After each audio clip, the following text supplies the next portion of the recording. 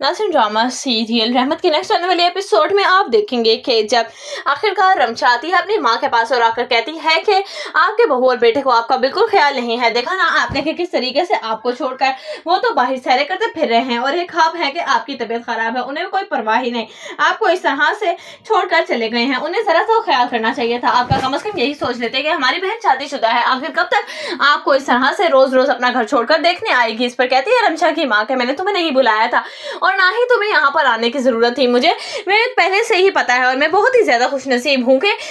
तुम जानती हो कि मेरी एक बहू मेरे लिए काफी है, वो वहां पर रहते हुए भी मेरा किस कदर ख्याल रख रही है, तुम इस बात का अंदाजा भी नहीं लगा सकती। उधर आप देखेंगे कि जब बारी कहता है कि आखिर तुमने इतनी बड़ी बात परीक्षा मुझसे क्यों छुपाई कि अयान के ऑफिस में तुम जॉब कर रही थी और तुमने वहां पर लोन के लिए भी अप्लाई कर दिया था, तुमने मेरी इज्जत के बारे में जरा सा भी नहीं सोचा। इस पर परीक्षा कहती है कि तुम यकीन करो बारी,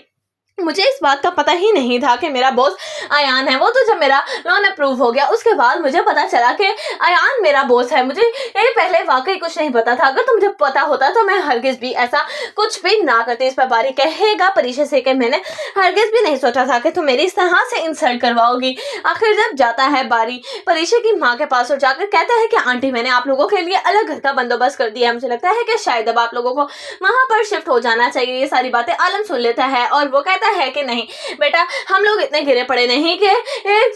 सारा का सारा एहसान लेते फिरे हम दमाद से, आखिर तुमने ये क्या बात की है। इससे इस पर कहती है परीक्षा की माँ के मैंने ऐसा कुछ भी नहीं कहा, मुझे लगता है कि शायद ये सब परीक्षा का किया धरा है। इस पर कहता है बारी के नहीं, परीक्षा ने मुझसे नहीं कहा, बस मैंने खुद ही फील किया, बस इसी वजह से मैंने आपसे ये बात कर दी, अगर तो आप लोगों को बुरा लगा है तो मैं इसके लिए माजरत चाहता हूँ। उधर आप देखेंगे कि जब बारी ये बात कर घर आता है और परीक्षा से कहता है कि अब तुम्हें लोन की कोई जरूरत नहीं है लेने की, जो भी घर का बंदोबस्त था वो मैं करूंगा तुम्हारे घर वालों के लिए और जो भी खर्चा होगा वो भी मैं उठाऊंगा, मुझे लगता है कि शायद तुम्हें अयान के ऑफिस से अब रिजाइन दे देना चाहिए। उस पर परीक्षा कहेगी कि मैं वहां पर बहुत ही ज्यादा अच्छी पोस्ट पे हूँ, इस तरह से अचानक रिजाइन दे देना हरगिज भी अक्लमंदी नहीं होगी। उधर आप देखेंगे कि जूबी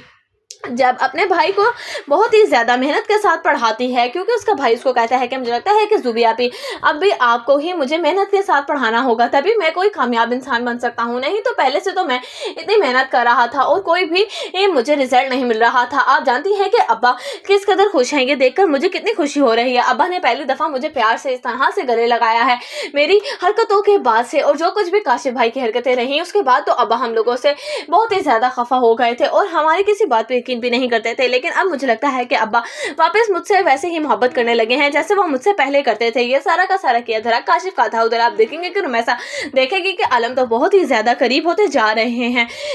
अपनी पुरानी बीवी और बेटी से। इस पर रुमैसा कहेगी कि अब मुझे यकीनन कुछ ऐसा कुछ करना पड़ेगा जिससे आलम उनसे दूर हो जाए। मुझे लगता है कि शायद अब वक्त आ चुका है जूबी के किरदार को खराब करके आलम के सामने पेश करने का।